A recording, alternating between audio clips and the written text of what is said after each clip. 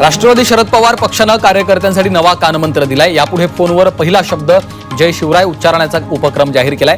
प्रदेशाध्यक्षांचा आदेश असल्याचं माजी मंत्री शशिकांत शिंदेंनी सांगितलं। ते सांगलीतल्या राष्ट्रवादी शरद पवार पक्षाच्या कार्यकर्त्यांच्या मेळाव्यात बोलत होते।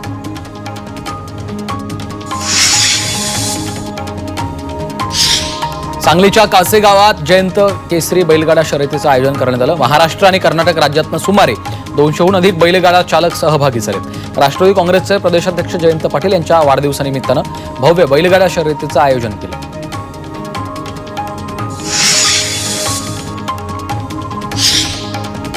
सांगलीच्या माधवनगर ते खोतवाडी दरम्यान हिट अँड रनचा प्रकार घडलाय। भरधाव आलिशान गाडीनं 8 ते 9 वाहनांना उडवल्याचा प्रकार घडलेला आहे। रस्त्यावरील वाहनांना उडवत पळून जाणाऱ्या भरधाव फॉर्च्युनर गाडीचा पाठलाग करत नागरिकांनी वाहन चालकाला पकडलं, मात्र यामध्ये तो गंभीर जखमी झाला।